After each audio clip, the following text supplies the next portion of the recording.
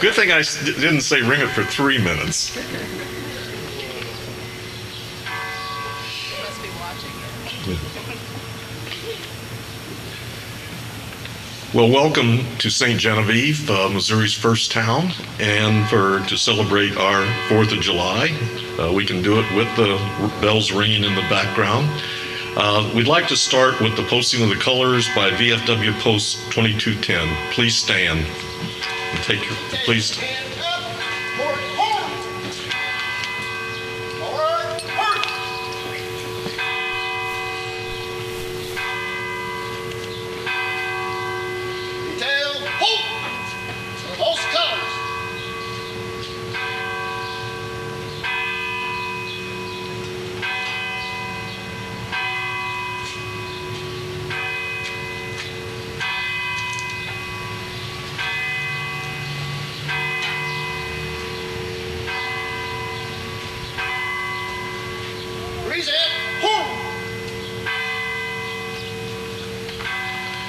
I'd like to now invite Noah Hook of the Junior Milice to come up and lead us in the Pledge of Allegiance.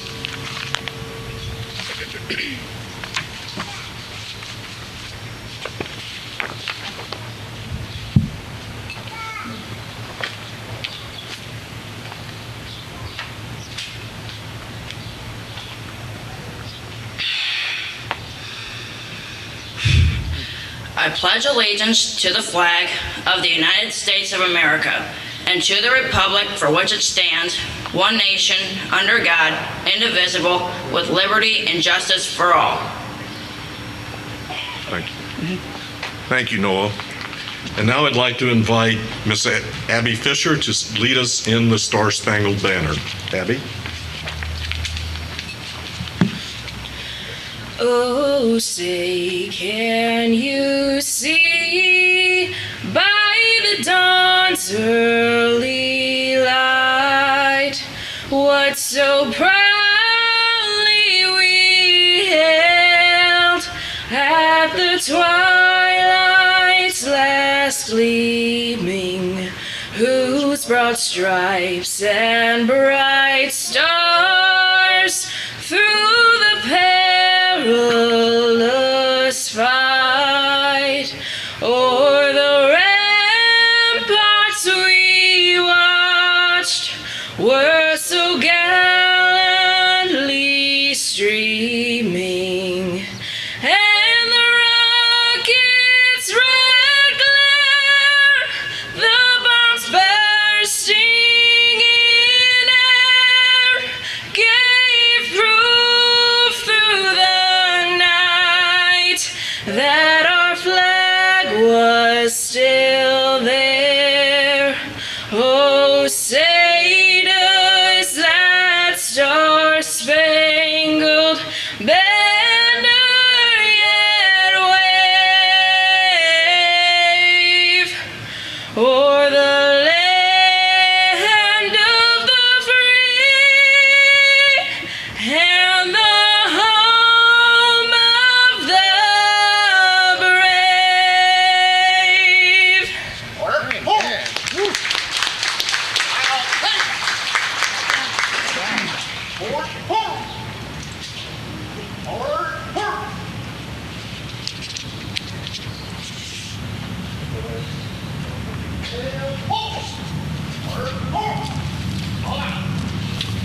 Thank you, Abby. I think you should realize that St. Genevieve has been blessed with singers and musicians for almost 300 years, and Abby, you're another good one in the long ride.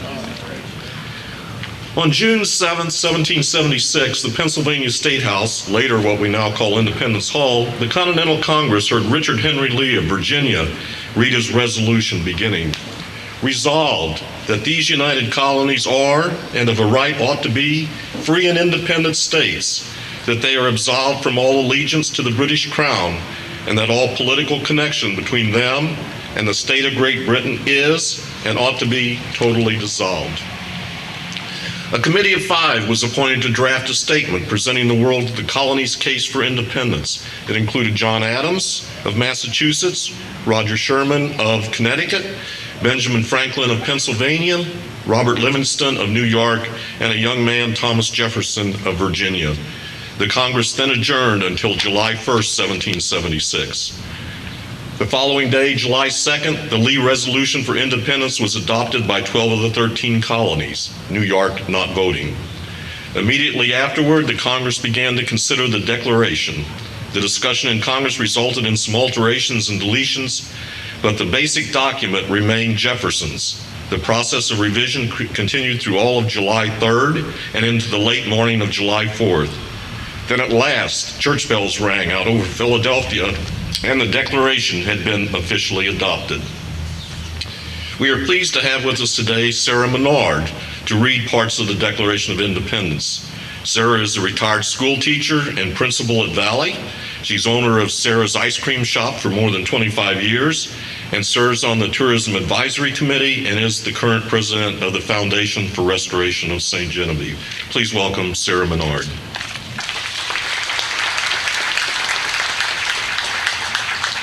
Thank you, Bob.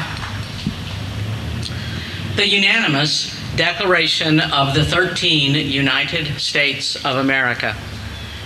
When in the course of human events, it becomes necessary for one people to dissolve the political bands which have connected them with another, and to assume among the powers of the earth the separate equal station to which the laws of nature and nature's God entitle them, a decent respect to the opinions of mankind requires that they should declare the causes which impel them to the separation.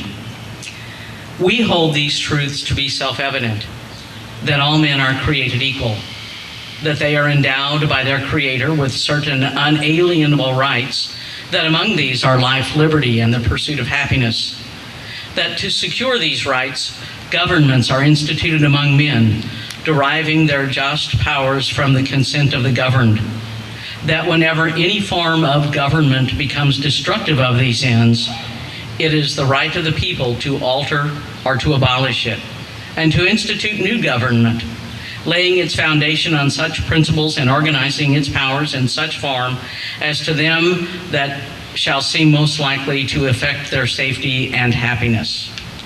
Prudence indeed will dictate that governments long established should not be changed for light and transient causes, and accordingly, all experience hath shown that mankind are more disposed to suffer while evils are sufferable, that to right themselves by abolishing the forms of which they are accustomed. But when a long train of abuses and usurpations, pursuing invariably the same object, evinces a design to reduce them under absolute despotism, it is their right, it is their duty to throw off such government and to provide new guards for their future security. Such has been the patient sufferance of these colonies, and such is now the necessity which constrains them to alter their former system of government. In every stage of these oppressions, we have petitioned for redress in the most humble terms. Our repeated petitions have been answered only by repeated injury. A prince whose character is thus marked by every act which may define a tyrant is unfit to be the ruler of a free people. We must therefore acquiesce in the necessity which denounces our separation and hold them as we hold the rest of mankind, enemies in war, in peace, friends.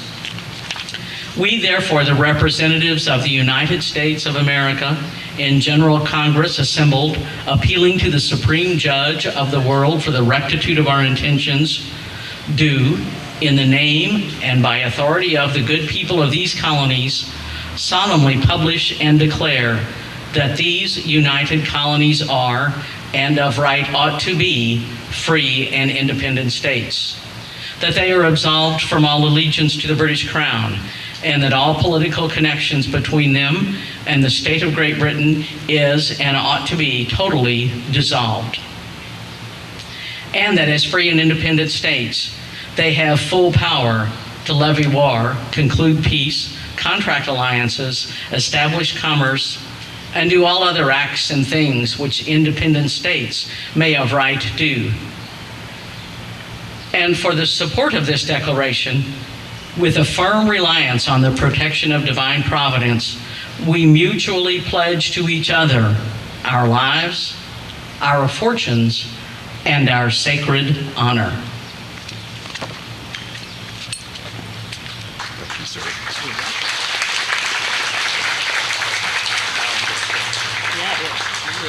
While we weren't American in 1776 here in St. Genevieve, soon after the Louisiana Purchase, we started celebrating the 4th of July here, and the earliest record was in 1811. The Missouri Gazette reported that a number of the townspeople gathered up on the hill just down the street here and fired, they had 18 toasts to the president, the vice president, to the various members of the military. I think they had a toast after each one and fired a cannon after each one. They continued the use of cannons here to celebrate the 4th all the way up into the 1870s, and they would go up and have a celebration on Maxwell Hill and fire a cannon. So in honor of that long tradition here, I'd like to ask the VFW Honor Guard to fire a salute in honor of the Declaration of Independence.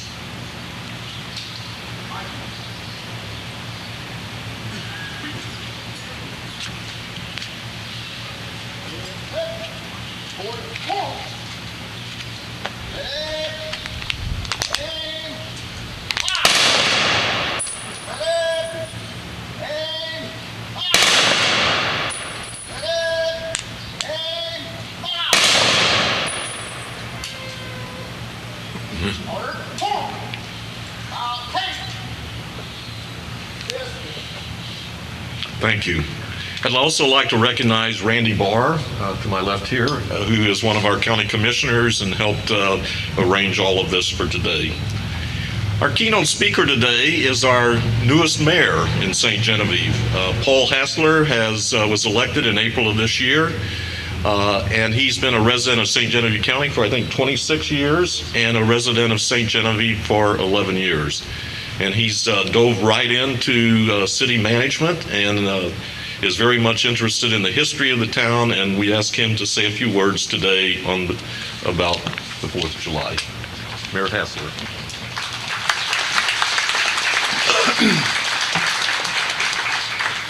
First of all, it's an honor to be here this morning, or this afternoon now, and what a beautiful day that the Lord has made. And I just appreciate so much. Thank you, brother. Raise it up for you. Well, that's all right. I'm pretty loud. So, again, I appreciate so much all the hard work that everybody done and has done to put together a great event like this, so we can celebrate the birthday of the greatest nation on the face of the earth. And I believe Ronald Reagan said that, and I agree with it. This is a great nation. I've had the opportunity and the fortune to visit a third world country, and I know what oppression is and what it looks like. Government that's corrupt and just rude and terrible to people. And I tell you what, I love this land that I live in, and I'm fortunate, and we're all fortunate to be born here, because we do have a great nation. No matter what you think, it's a great nation. And I love what Sarah in the Declaration, I just wanted to hit on a few things that hold near and dear to me. And it says, and this is probably the most quoted of the Declaration, but it says, "We hold these truths to be self-evident, and to all men are created equal, that they are endowed by their Creator with certain unalienable rights, that among these are life, liberty, and the pursuit of happiness." Our life comes from God, our Creator. I believe that, and I thank God for that. I thank God for life, and it's precious, and we need to take care of life. And we need to continually thank God for our lives, because that's where it comes from. That's where our life, real life, comes from. Liberty. Men and women who continue to fight for our liberty. That is our freedom. In the state of being free, this is what liberty is, the state of being free within society from oppressive restrictions imposed by authority on one's way of life, behavior, or political views. That's freedom. We are free here in America. Some of the things that go on in this country I don't like, but we have a voice, and I love it when people exercise their voice. We have a right and a privilege to stand out on this city street, and as long as we do it peacefully, we have a right to be here, and it's a privilege to do that. We have the privilege of protest. If we don't like something, we have peaceful protest. that's what America's all about. It's all about freedom. Whether I agree with it or not, that's okay. It's our right, and we want to continue to protect that right. And I want to thank God. I want to thank God for the men and women that continue to fight to this day for our freedom that we all enjoy. And then the last part of that is what I really want to talk about today, is the pursuit of happiness. And I believe it's safe to say it has been, and it will continue to be, all of our goals in life to pursue happiness. And believe you me, I personally have spent a lot of time, a lot of money pursuing happiness in the 58 years I've been on this earth. And if you don't believe me, just talk to my wife Mary over there. She'll tell you all about it, you know. And for me, and I can make this statement, for me, true happiness for me happened about 20 years ago, and it came through my faith in Jesus Christ. I was totally made complete and happy, you know. And happiness is an emotion, and it's and what I want to talk about that happiness as we all pursue it and celebrate our freedom. There's one word that comes to my mind, and one word only, and it's gratitude. It's gratitude, the quality of being thankful, readiness to show appreciation, and to the return of kindness. We need to be very grateful. Every one of us here ought to be. We should be grateful for something. Every one of us have. If you're living life, you're grateful. You should be grateful because we have so much. We're just a nation that's blessed, a people that's blessed, and we need to express our gratitude to everyone and to others. We all have family and friends that help us when we're down and out, and when we have needs. In this community, I've seen when there's a need, the gracious and grateful people of this community all come together to support and see these needs met. And that's a privilege. That's a privilege in our little community. And that's a privilege that needs to be shared to others. And if you talk about gratitude, I love this. Zig Ziglar, he's a motivational speaker. He says, gratitude is the healthiest of all human emotions. The more you express gratitude for what you have, the more likely you will even have more to express gratitude for. And if we're grateful, you continue to be grateful for what you have, you'll see that, man, it'll explode. That gratitude will turn into, you'll have so much to be grateful for. I've been struggling with that the last 3 or 4 days. My wife and I share life with people. And in the last year, we've had some people that we shared life with that caused us a lot of hurt. And here lately, I had a young lady that stayed with us for a couple months, and she just left. And it left an emptiness in me. And I've been fighting this for a week now. It was last Thursday. But you know what? I've come to realize I am grateful and thankful for the time I had with this young lady, no matter what. And you know what? That's okay. You know what? I have no regrets. My wife has no regrets. And we're grateful for what God has given us that we can share with others. JFK says, as we express our gratitude, we must never forget that the highest appreciation is not to utter words, but to live by them. Live by your gratefulness. Live it out in your life. Let people see how grateful you are, and share that with others. And I'll tell you what that does, it takes the focus off of yourself, and you're more others-minded. And that's what we need to be, folks. We need to be others-minded. We need to be forgiving. You know, we need to be loving. And the Bible says that's the greatest gift of all, is to love. And man, we ought to love much, because we have a lot to be thankful for and a lot to love. And gratitude is not a cure-all, but it is a massively underutilized tool for improving life, satisfaction, and happiness. And that's the key to it. You know, and I just want to close in saying I am so grateful and thankful for the fine people of this community that voted for me to put me in office, to give me an opportunity. You know what? There's nothing special about this guy right here. I'm just a normal person that I'm driven, I'm passionate. I love God. I love my family. I love the country that God has put me in. And I vow to God to do absolute my best every day when I get up. I give God my best. And when I'm giving God my best, I'll tell you what, everybody here is going to get the best of Paul Hassler. And I I thank God for the opportunity to be here this morning. I thank Bob. And I look at this, I got so many more friends now since I become mayor. I lived a little bit of a sheltered life, I guess, but I have so many people that I can share with and now share life with, so many people that have poured, and I've got a lot to learn, but I got good, solid people around me that are going to help me, and I know that. And just remember that, folks. And I just leave you with that, is just to love life and love your families and your friends and share it with everybody else. So enjoy this day. Again, thank you for the chamber for putting this on, and the hard work that and the businesses that are that put it out, so we can have a beautiful display this evening, and the band that's going to play this evening. It's a great day of celebration. So let's be grateful and let's be thankful. Amen? Amen. Thank you.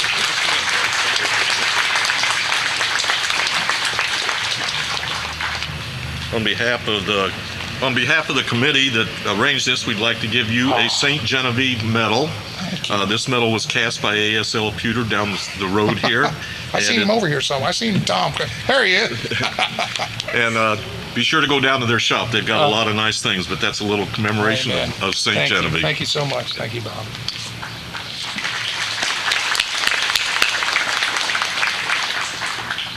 The centerpiece of the National Archives in Washington, D.C. is the original document of the Declaration of Independence and the Constitution. This document and many other important ones are protected by beautiful marble that was quarried just 7 miles south of here at River of Oz. It's the famous St. Genevieve marble.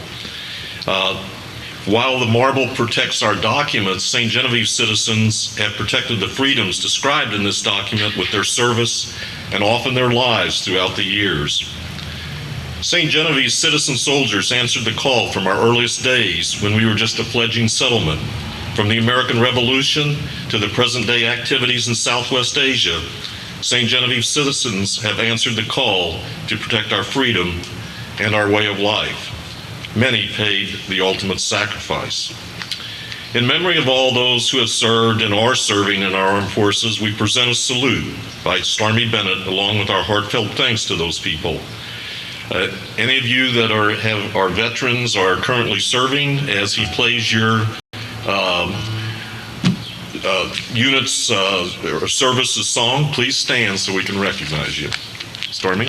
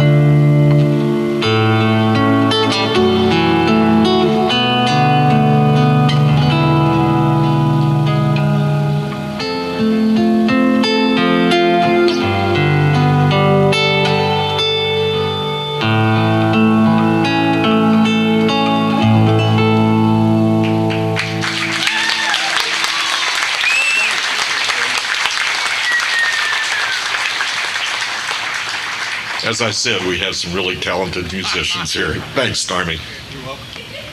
Do we have any active duty personnel here today or parents of active duty personnel?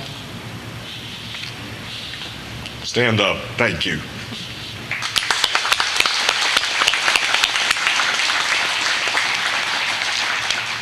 I'd like to now invite Abby Fisher to come back and lead us in America the Beautiful.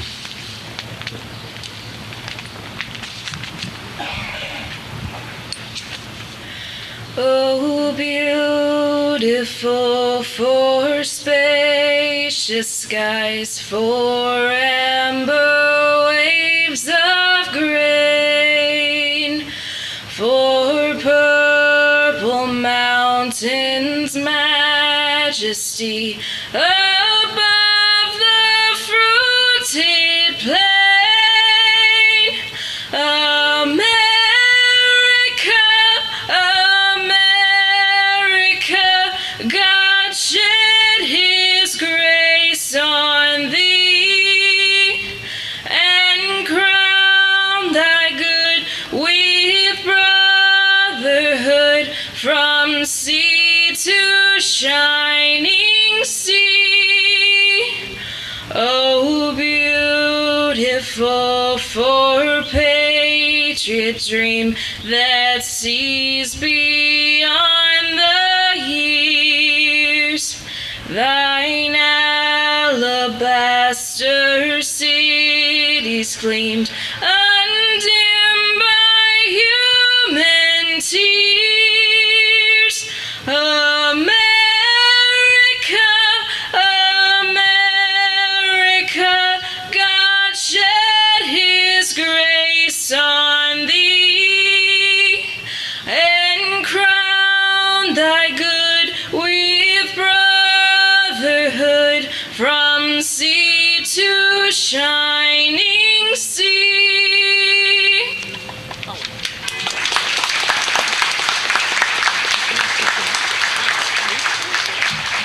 After last year's program, I had a special request from a friend of mine that we add a song this year, and it's a very traditional 4th of July song sung by Kate Smith, the quintessential singer. So if we can get modern technology to work, we're going to hear Kate Smith.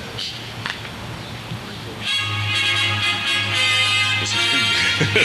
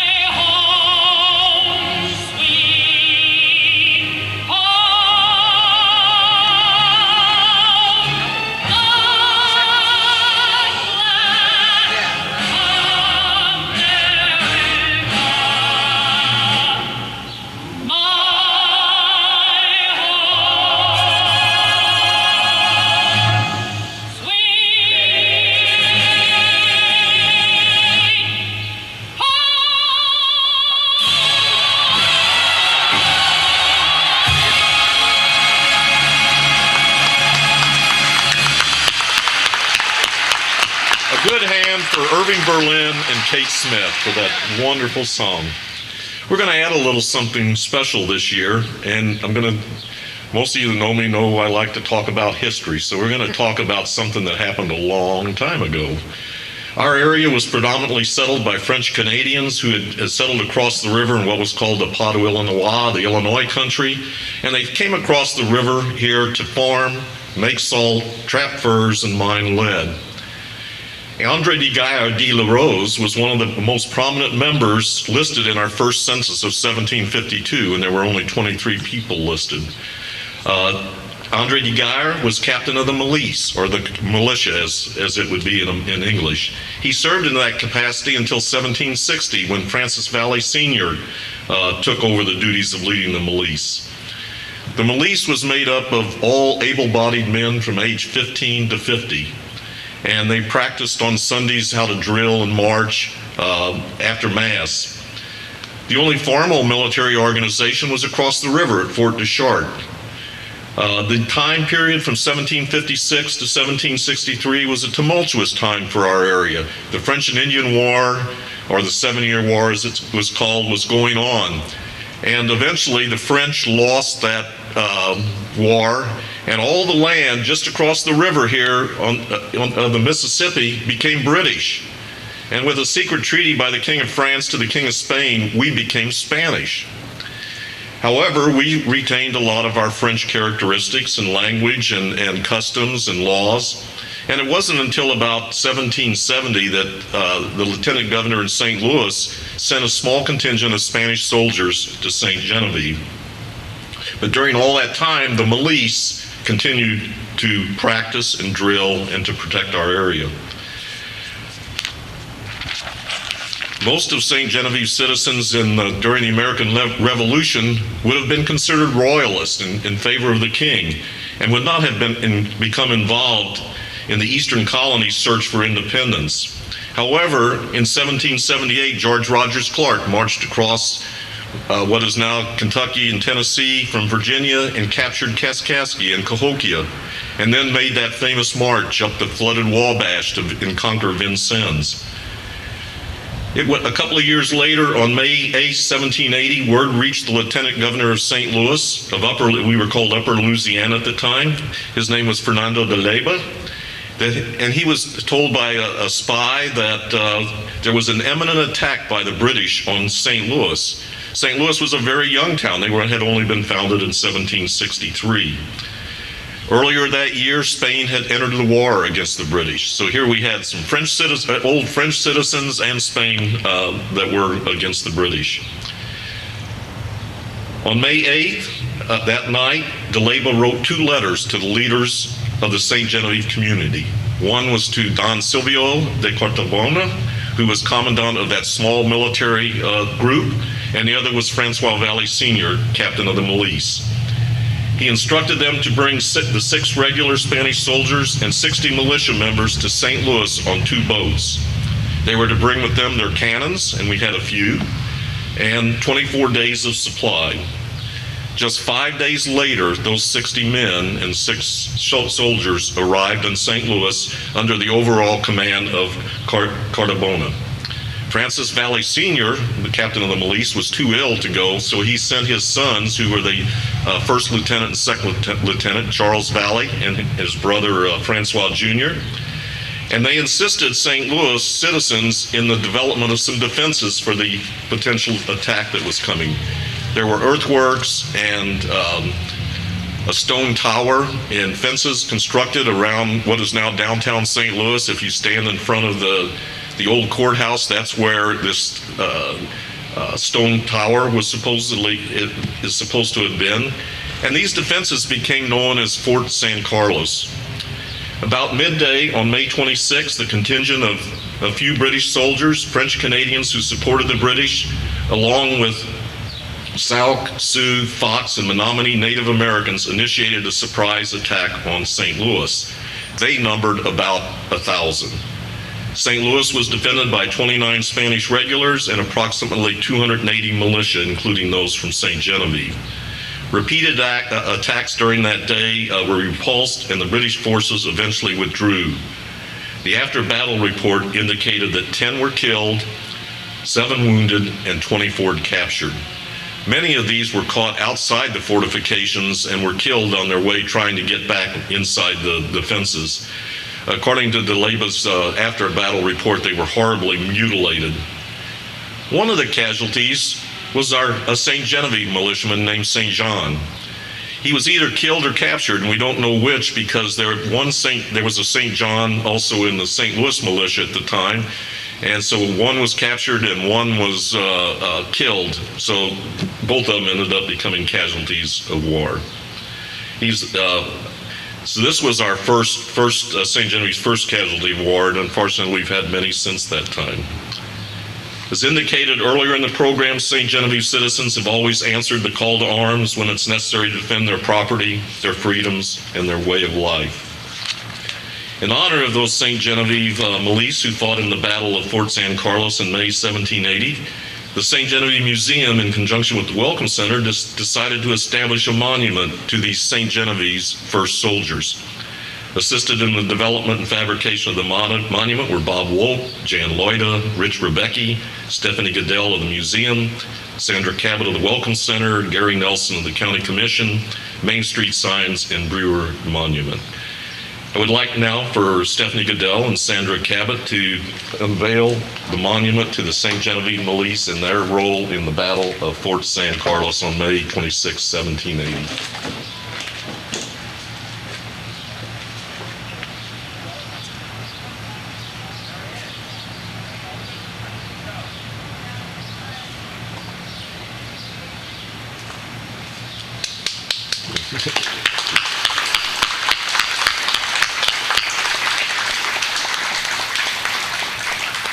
The current St. Genevieve Milice group, and we do have a reenactment group that tries to continue the history of our town and help educate people about St. Genevieve, will now fire a salute in honor of those first St. Genevieve soldiers.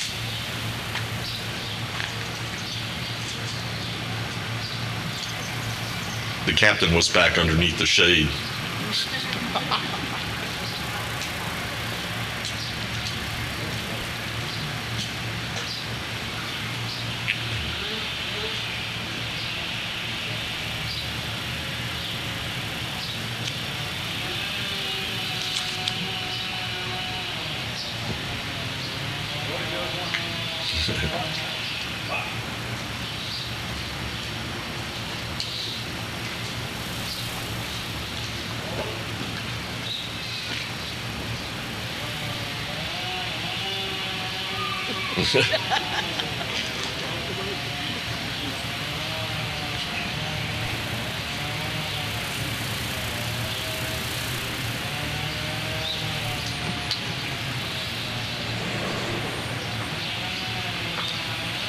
As you can tell, it took a long time to load back then.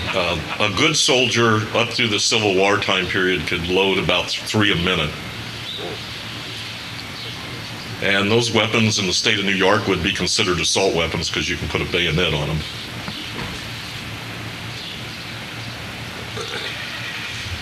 They will be firing blanks today.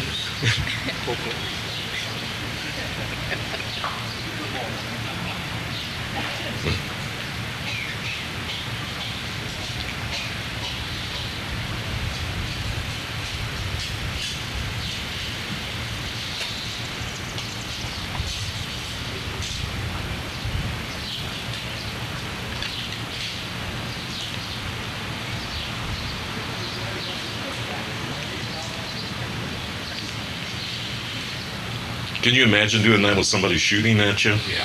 No.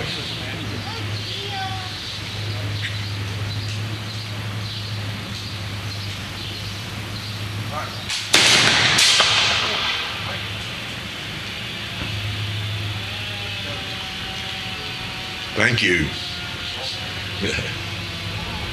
Well, black powder is not very good in humidity.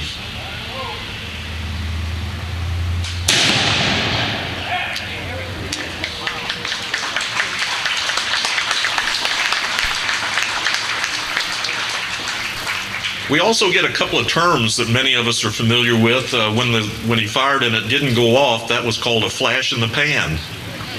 And when it took that, he pulled the trigger and you heard the flint drop, and it took a millisecond or two for it to fire. That's called a hang fire.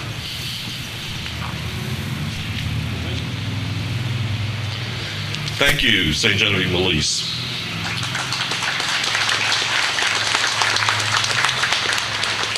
We have a special guest with us here today, and that is Margaret Carr. Margaret is the president of the Commemoration Committee for the Battle of Fort San Carlos. She's been a constant enthusiast, promoter of remembering the history of this important battle, not only to St. Louis, but to Missouri history. Margaret, would you like to say a few words?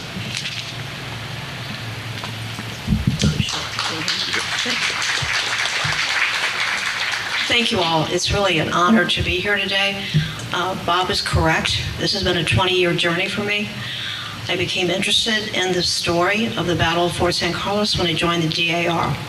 And I have to say, I grew up in St. Louis and went to school in St. Louis. I have a master's plus 30 and never heard of the battle. And now we're trying to make it really well known. Every year in May, we have a commemoration for the battle in which we remember those who died. So thank you very much, Bob, for inviting me. I would like to present the mayor with one of our medals. Thank you so much. You're quite welcome.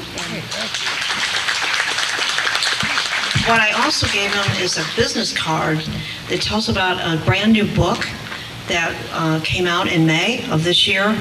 It's 328 pages, it's all color, and it tells the story of the Battle of St. Louis, Battle of Fort San Carlos, the Battle of Cahokia, and the American Revolution in the West.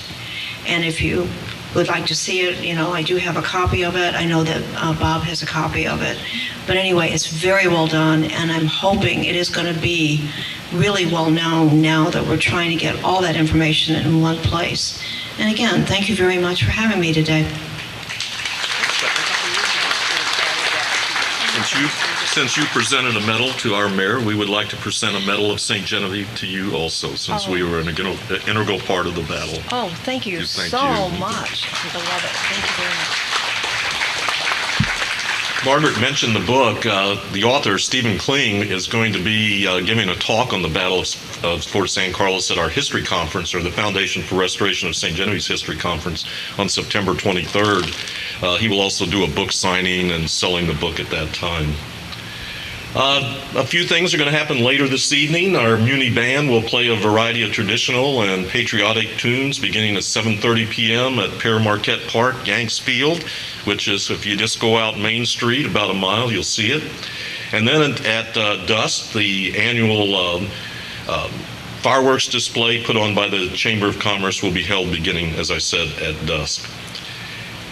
There's a lot of people to thank for today's events. Dina Kreitler from the Chamber, the City of St. Genevieve, County Commissioners, Sarah Menard for the reading of the Declaration, Mayor Hassler for his great keynote address, the St. Genevieve Museum, the Welcome Center, our VFW compatriots that have always come to post the colors and give the salutes, our great musicians, Stormy Bennett and Abby Fisher. Let's give them another hand.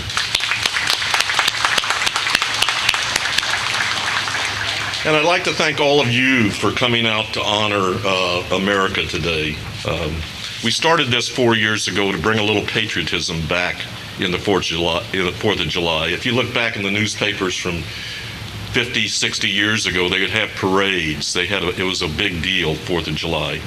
And we kind of got to where it's a picnic or a day to watch fireworks and stuff. And we really need to think about those who pledged their sacred honor to form our new nation on July 4, 1766, and those since who have fought and died to retain their freedoms. So if you'll please stand as the VFW Honor Guard retires the colors.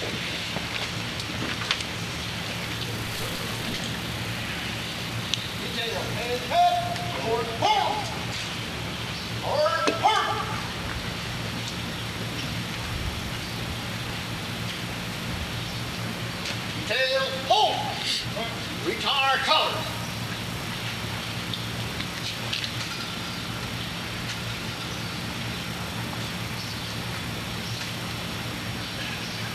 Loud peace. Forward, forward.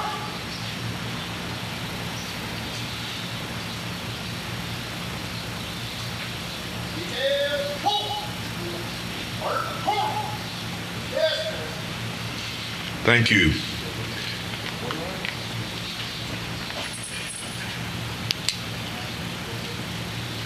For all of you, please have a wonderful but safe rest of the 4th of July.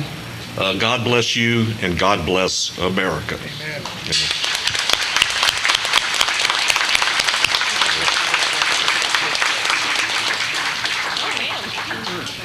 Be sure to walk around town, visit some of the shops that are open and restaurants, and just enjoy your day.